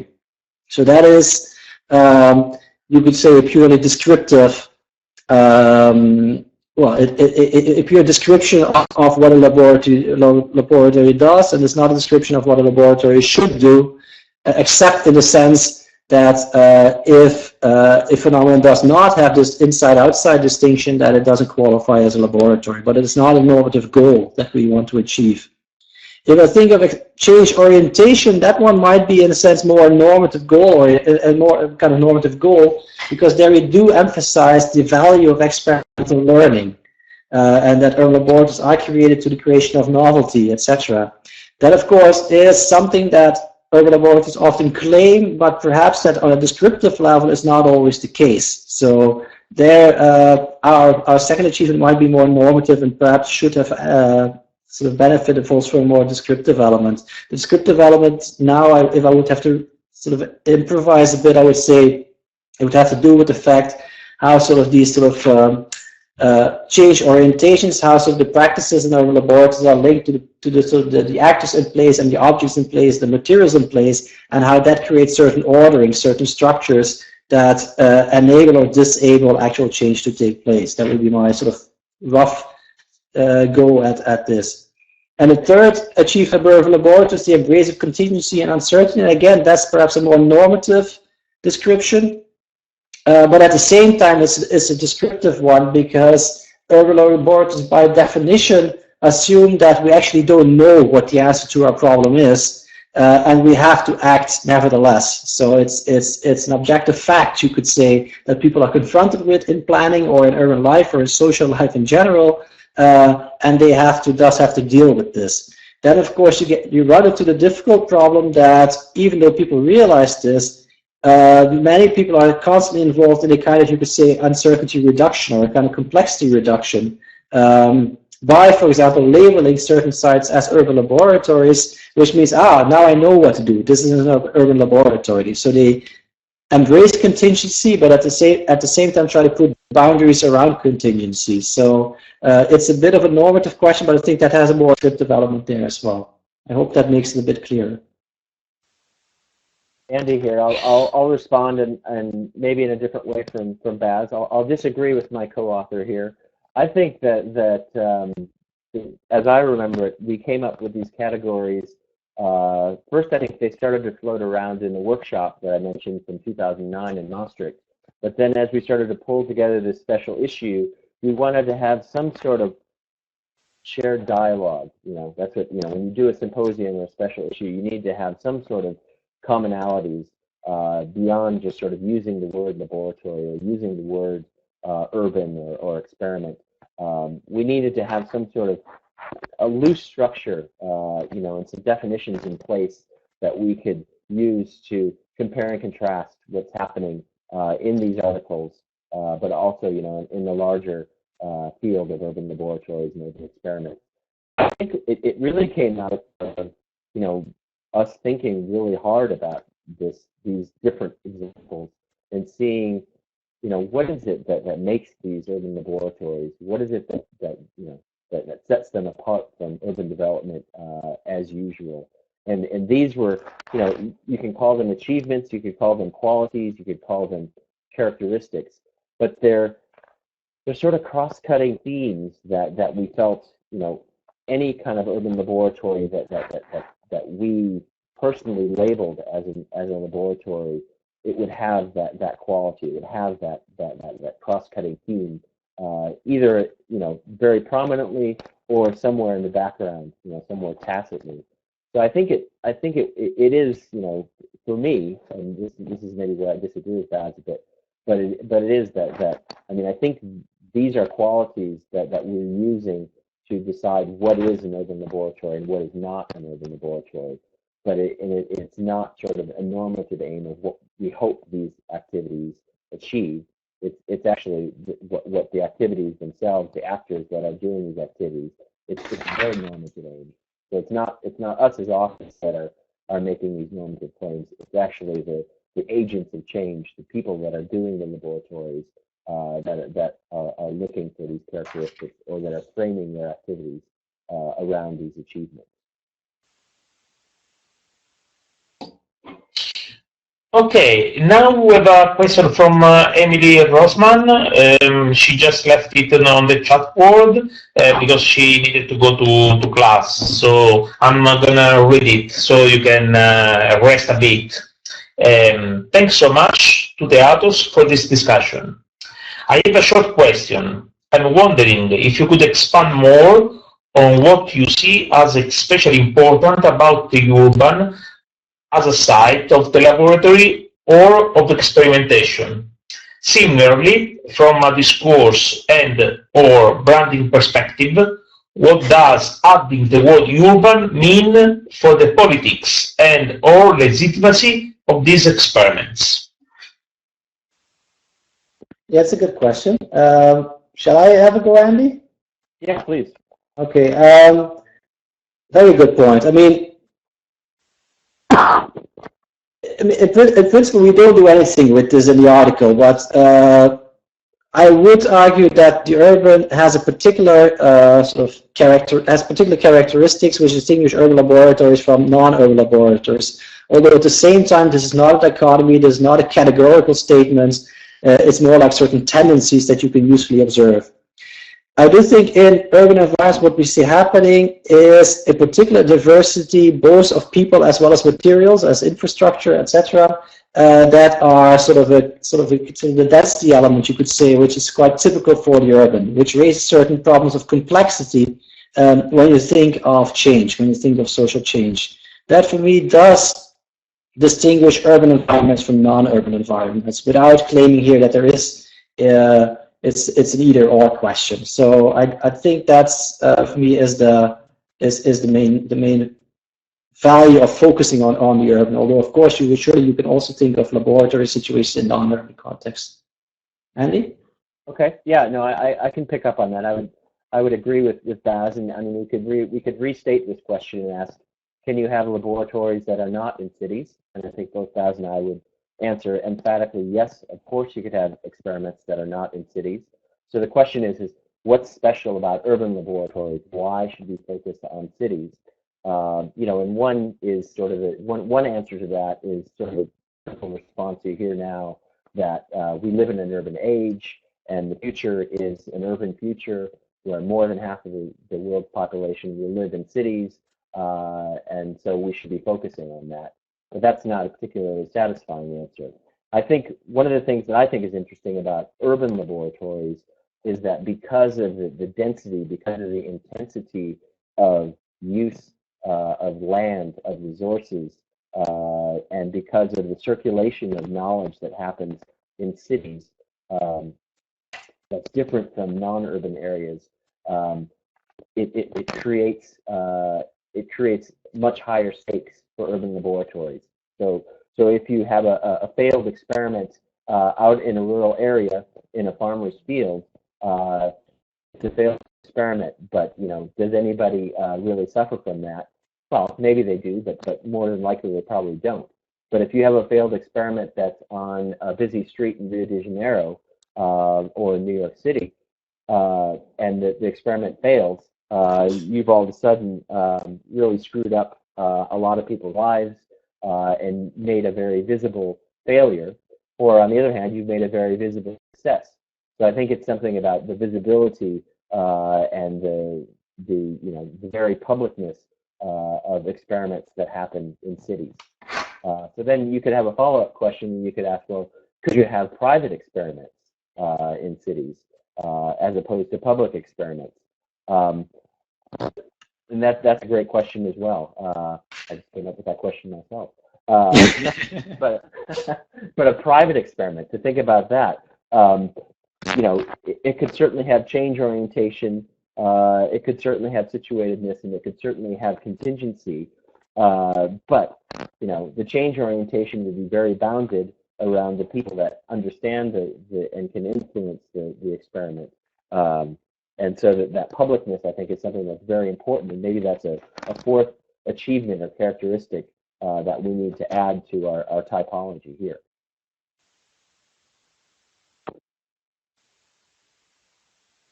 Okay, we were just discussing about the fact that these questions may be a bit long to be read by you. I just created a forum, as we discussed before, on the platform. So maybe for these very questions, we can try to answer to them later on. You can try to answer to them later on the forum to initiate a discussion, which is more, let's say, quiet than what we can do orally on this short time. But anyway, Azat Gundogan has made also a shorter version of these questions that you can read on the chat board. So I leave to you to the answer to this. Yeah, it's a nice question. I was going through the longer as well as the shorter version. Maybe just as a reference to the urban laboratory initiated by Columbia University and sponsored by a Turkish construction company. It seems very similar. I don't know this particular example, but it seems very similar to sort of the Guggenheim labs that appeared a couple of years ago in various cities across the world. I know of one in Berlin. I think there was also one in New York and various other cities across the world. And a lot of criticism towards these labs, because what of course you see happening is that it's a kind of sort of kind of UFO situation where they position themselves in a city for a couple of weeks to sort of initiate discussions, and then they leave again. So the local embeddedness is very problematic. It's very thin, and that might be considered an advantage or a disadvantage. In most cases, I would say with the Guggenheim labs, that was surely a disadvantage. The second part is a bit too long to answer now, but the short question, is social conflict and a protest considered contingency in the analysis? Good question. It depends. I mean, I think the way but maybe Andy can either confirm what I'm saying or sort of reject what I'm saying, but I think the way we sort of define contingency and uncertainty in our, as you could say, the third achievement of urban laboratories, it's a kind of contingency that has to do, okay, with a basic uncertainty of the context in which we operate, but also a kind of contingency of our practices. So if, of course, then, so it's more about sort of the way we act, and there are sort of uncertain elements in here, and we have to act nevertheless. So is social conflict and or protest to consider contingency? Yes, perhaps, if it's like a strong, in a more positive vocabulary, a strong intermediary variable that affects what you do, but in an unintended manner or in unclear manners, unpredictable manners. But that's a very abstract answer to a very abstract question. More concretely, I don't know. Okay, I can try to answer that. I think well, I tried to turn it around and I said, so could I think of a social conflict or a social protest that was not contingent? And I can actually. So if you think about if you're in a country and you've got a president or a ruler who is incredibly corrupt, and then you have a social protest that says, we need this person out of power and we're not going to stop protesting until that person is out of power, there's no contingency there. You know, there's contingency about, you know, how is that person going to get out of power, but the end goal is defined, right? So I think it's more about, you know, is the social conflict, is the social protest, you know, what is the end goal that is in mind, and is it concrete or is it potentially up in the air? You know, is it undetermined? And so is it contingent? So I think it's kind of more about the ends rather than the means. So I think I see social conflict and social protest as means, and I see contingency as you know, thinking about the end point. I'm not sure if that's quite right, but off the top of my head, that's the way that I would think about it.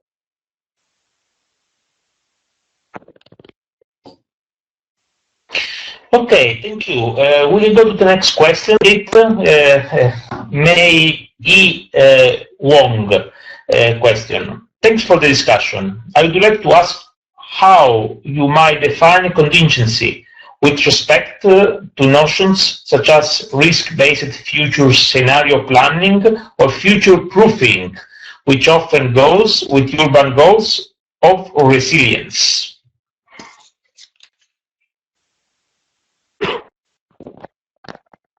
Okay, I can start with that. This is Andy again. That's a great question. I think there's a really nice link there with ideas about resilience. So I think more than Bas, I study sort of environmental sustainability and resilience in cities, and we do see notions of risk.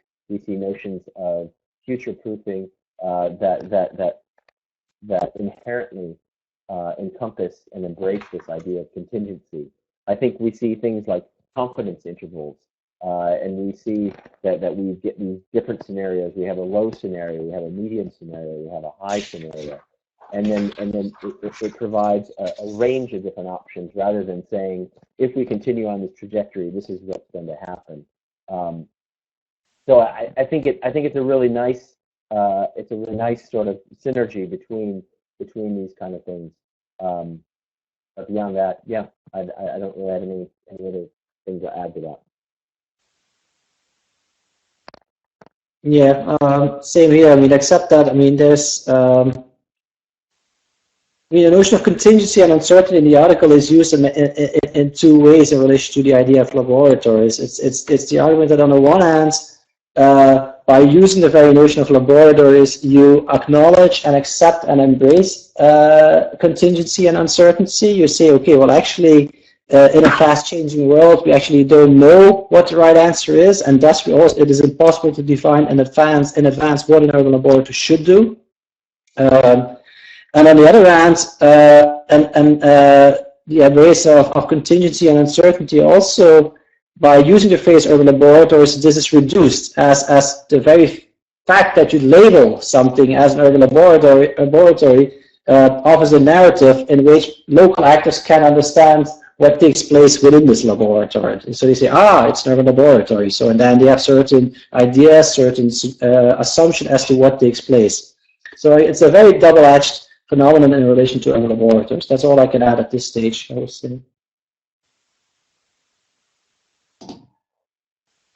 Okay, thank you. Let's go on with our questions. There is one from Oliver Roy Bayardion, I think. He will say if this is the correct pronunciation of his name. Not bad, thank you.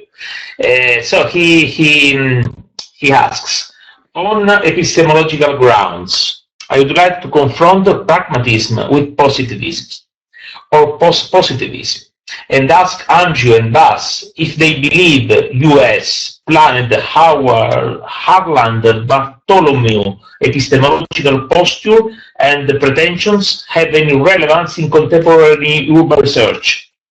Agreeing with you that knowledge of the world is socially constructed when particular groups, within particular groups, can researchers in urban studies and planning still aim at using the complete and objective knowledge of the city through the systematic investigation of its parts to disseminate universally valid research results? Epistemological question.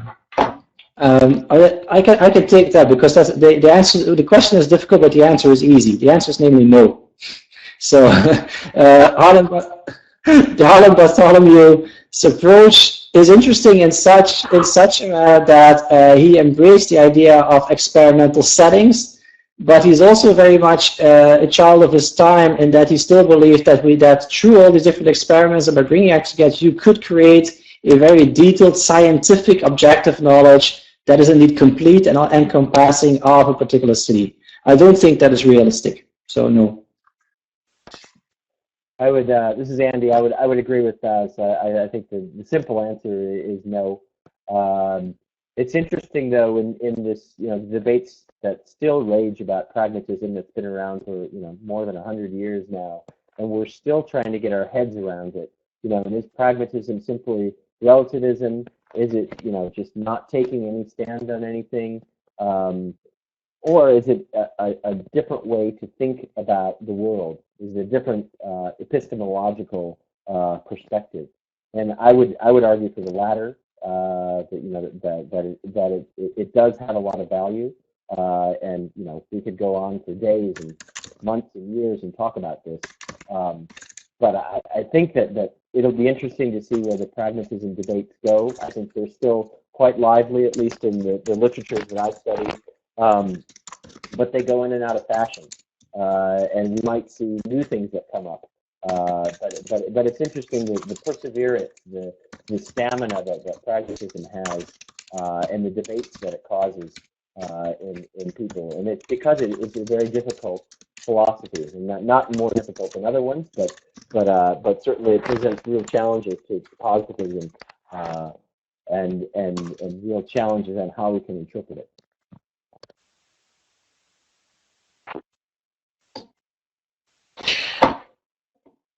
Okay, so Sarah, you can write you can pass your question now. In the meanwhile, Bas is informing us that he has to stop at 6 p.m. sharp for familiar reasons. Of course, it's important about your children and so on. And I think we can do that. And if we have some unanswered questions, I invite you to use the forum. I already created it, so we can visit that and we can prolong our discussion there. So, Sarah, you said that you may try to use the microphone, so let me open your microphone and let's check it. Please, Sarah. Hello, can you hear me? Yes. Oh, great.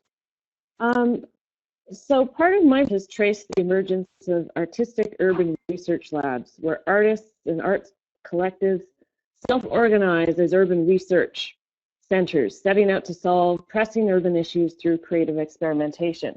Now, these activities exist at a fraction of the scale of the more conventional urban labs and are largely fringe activities, so they're pointedly critical and non-commercial. I'm not talking about creative industry, media labs, etc. So in this case, methods and procedures are, let's say, very eclectic.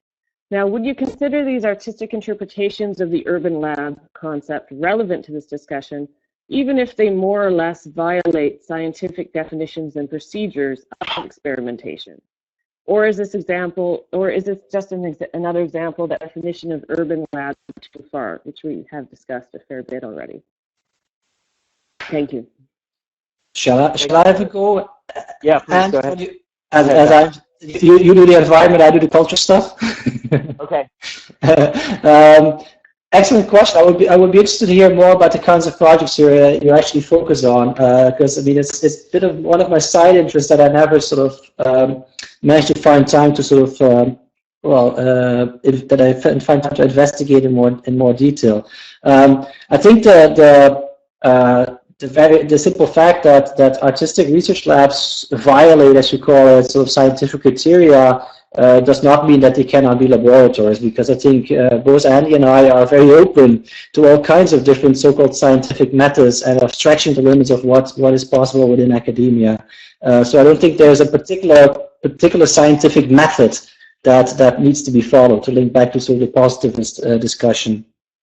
So yes, I mean, I can think up. I actually think that some of the artistic labs might be some of the more interesting labs to think of when you think of the kind of counter expertise, when you think of expertise outside of the sort of more big government-oriented labs.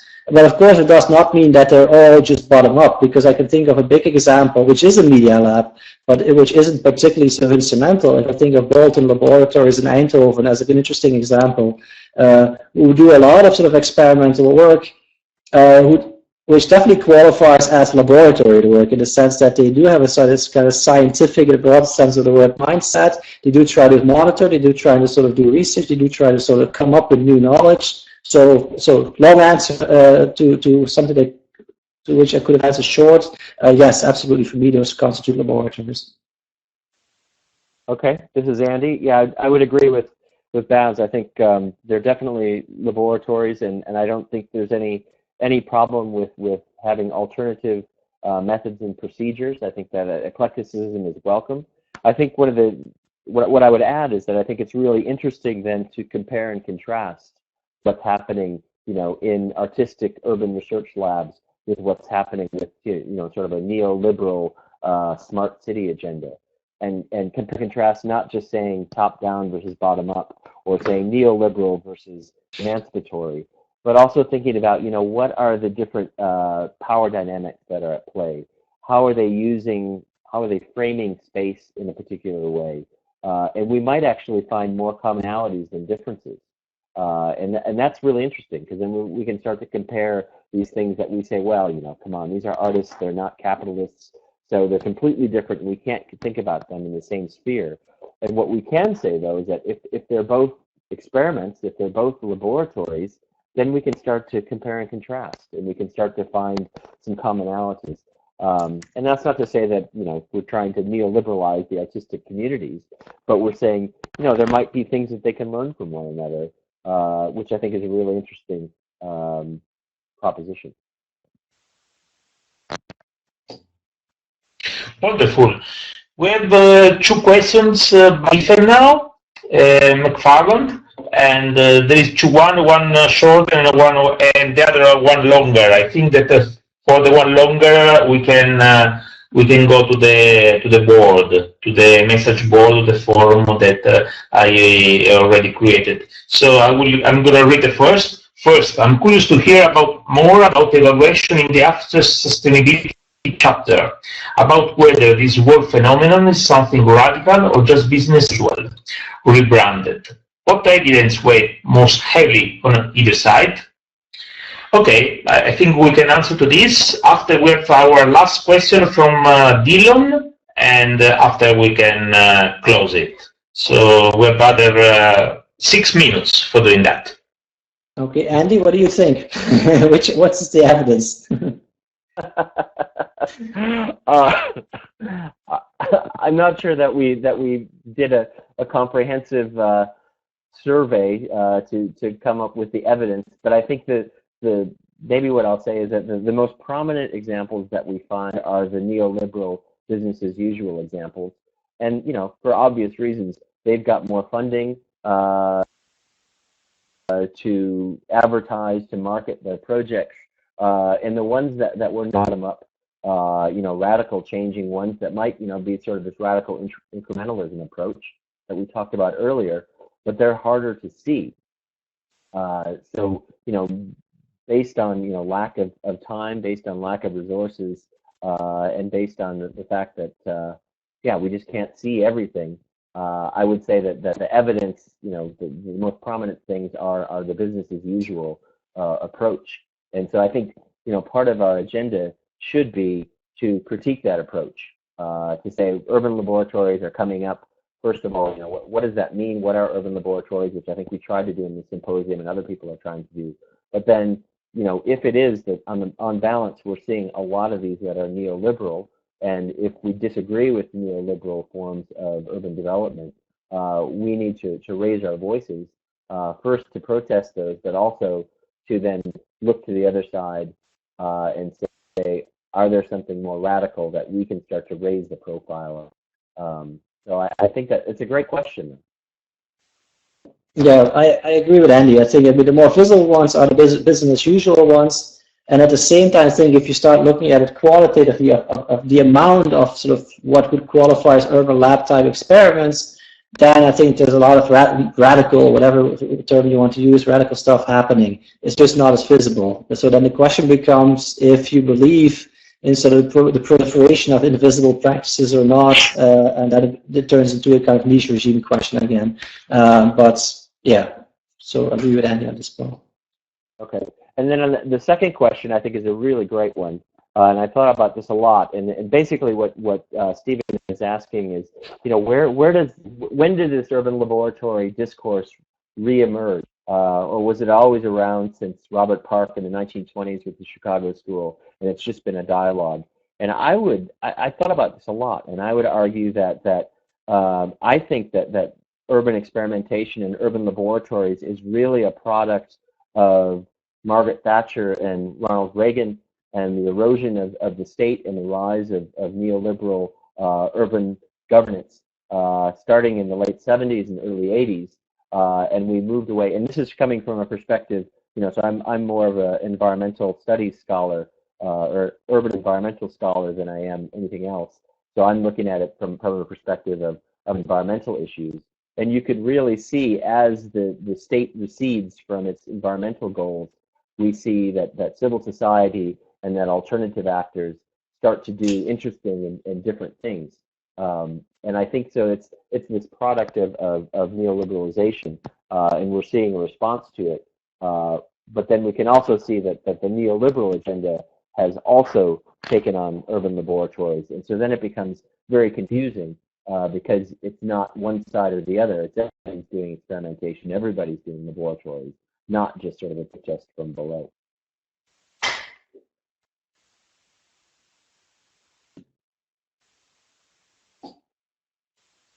Please, Dylan, you have your microphone open. You may speak.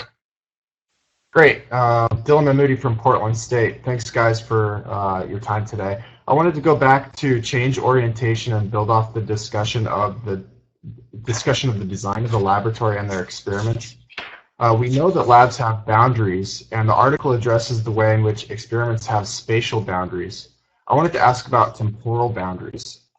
If these experiments don't have temporal boundaries, what does this mean for their status as an experiment? Today you guys have said things like experimental results, and even that suggests both a start and an end. The urban experiments and urban labs often declare success in their construction, or they seem to persist without declaration of failure or success.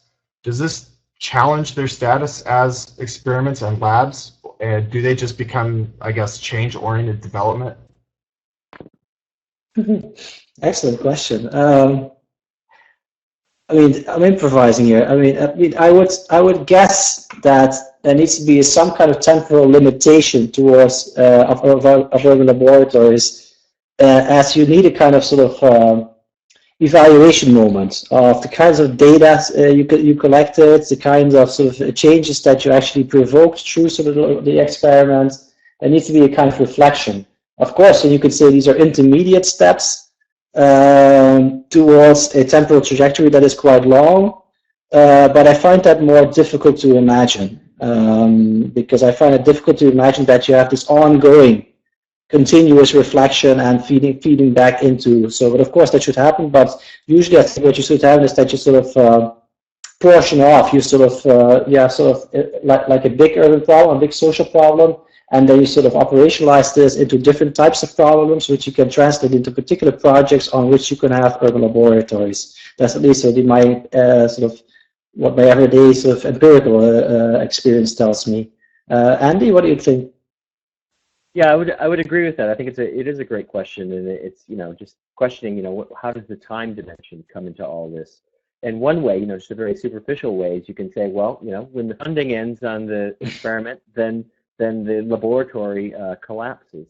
Or if there's no funding available, if it's something that's done through goodwill, it's when the critical mass of people that are involved in it lose interest. So if you have social capital that erodes rather than economic capital. But I agree with Bob. It's a really nice idea that there's this moment of evaluation. And so we could think about, an experiment or a laboratory that just operates on and on forever and ever. But I mean, I think when we're talking about this idea of, these sort of learning loops that happen, there needs to be a moment of reflection, a moment of evaluation of what, what's come out of the experiment. And then you reconfigure and adjust, and then you might start a new experiment, or it might be the same experiment, but you're going to, the second phase or the third phase of that experiment.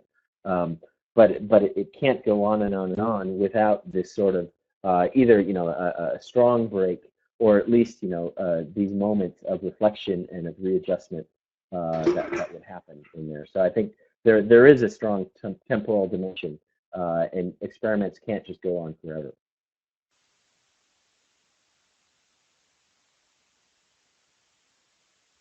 Okay, can you hear me now? Yes. Yes, wonderful. Okay, I need to thank you both, Andrew and Bas, for this very interesting contribution. And for the closing, I would leave this to Yuri Kasapov. Thank you, Giovanni. Just a few words. I thought the last question was actually very appropriate for being the last question, as it addresses the crucial aspect of time, but not only, also issues which might give food for thought for further reflection on this issue. I think this was an experiment. It was the first time we did it this way. I think it went very well. I hope you all share this, both the authors and the participants. This sets the tone for the next meetings as well. So we put the bar relatively high, I would say. And I look forward to the next meetings. And thank you all very, very, very much. We will see with Giovanni now how we will manage to make this text and this recording available to everybody. You will find it also a point on the iJourn website, but you will be alerted on that. So thank you very much also to Andy and Bas for their availability and for having managed the meeting in such a great way, coordinating each other better. It was not possible, I would say.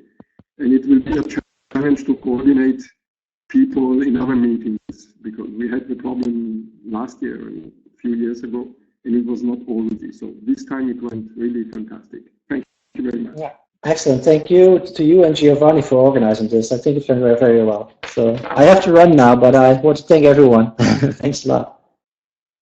Thank you all. Okay. Ciao. Thank you all.